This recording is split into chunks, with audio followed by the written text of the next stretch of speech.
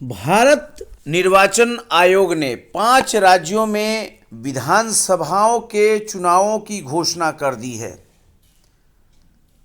Phase 1 से लेकर phase 7 कुल मिलाकर 10 फरवरी से मार्च 7 तक ये चुनाव होंगे। कुल 7 फेज में अलग अलग राज्यों में, और सभी विधानसभाओं के काउंटिंग 10 मार्च को किए जाएंगे। अगले 2 मिनट के वीडियो में मैं बता रहा हूं कि किस राज्य में कब चुनाव होगा और इन विधानसभाओं का टर्म कब खत्म हो रहा है। सबसे पहले पंजाब में कुल सीट 117 है। 27 मार्च को विधानसभा जो वर्तमान में है खत्म हो रही है, उसका कार्यकाल। अगर आप मणिपुर की बात करें तो मणिपुर में कुल 60 सीट है, 60, और मणिपुर विधानसभा का मौजूदा कार्यकाल 19 मार्च को खत्म हो रहा है। उत्तराखंड की बात करें तो 23 मार्च को उत्तराखंड विधानसभा का कार्यकाल खत्म हो रहा है और कुल 70 सीट है। गोवा विधानसभा 15 मार्च को खत्म हो रहा है, कुल 40 सीट है। और उत्तर प्रदेश जो सबसे बड़ा राज्य है, 14 मई को इसका खत्म हो रहा है और कुल 403 सीटें हैं।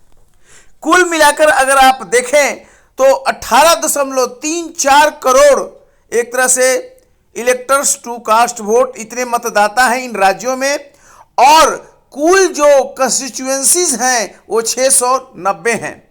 तो किस विधानसभा का कार्यकाल कब खत्म हो रहा है मौजूदा, और कितनी सीटें हैं, इस आप इमेज पर देख सकते हैं।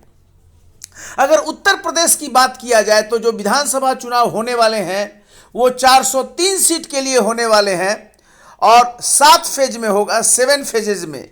पहला फेज 10 फरवरी को, दूसरा 14 फरवरी, तीसरा 20 फरवरी, चौथा 23 फरवरी, पांचवा 27 फरवरी, छठा 3 मार्च, सातवां 7 मार्च, और रिजल्ट जो डेट आएगा वो 10 मार्च को होगा।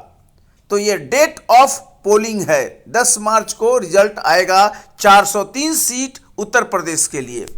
पंजाब की बात करते हैं तो पंजाब में कुल सीटों की संख्या 117 है और यहां पर एक फेज में चुनाव हो रहा है, सिंगल फेज में, जहां पर गजट नोटिफिकेशन 21 जनवरी को जारी हो जाएगा। नॉमिनेशन फाइल करने की अंतिम तिथि 28 जनवरी, नामांकन पत्रों की जांच 29 जनवरी और लास्ट डेट विड्रॉ करने का 31 जनवरी रहेगा। पंजाब में 14 फरवरी को चुनाव हो रहे हैं और रिजल्ट एक साथ 10 मार्च को डिक्लेयर किए जाएंगे, काउंटिंग होगी।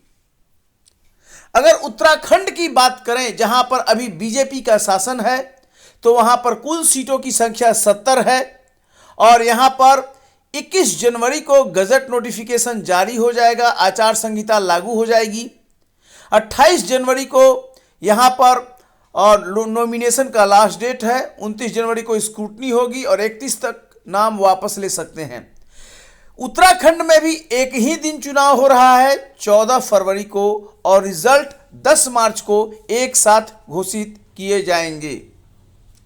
अगर मणिपुर की बात किया जाए तो मणिपुर में 27 फरवरी को चुनाव होगा और मणिपुर में 2 फेज में चुनाव हो रहा है। ध्यान दीजिए, पुनः फेज 1 में, फेज 2 में। 27 फरवरी को फेज 1 चुनाव है और 3 मार्च को फेज 2 चुनाव है। 60 सीटों के लिए मणिपुर में चुनाव हो रहा है 2 फेज में, 27 फरवरी और 3 मार्च को, और 10 मार्च को एक साथ मणिपुर में रिजल्ट आएगा। गोवा की बात करें, जो भारत का गोवा राज्य है, 40 सीटों का यहां पर विधानसभा है और इसका चुनाव एक ही फेज में होगा। 14 फरवरी को गोवा में चुनाव है और मतों की गणना सभी विधानसभाओं के साथ 10 मार्च को है।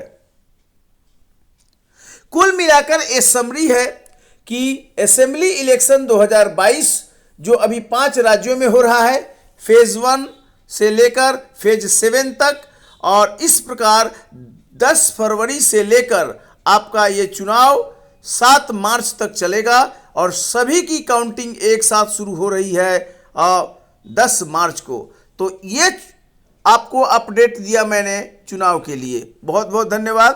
Thank you.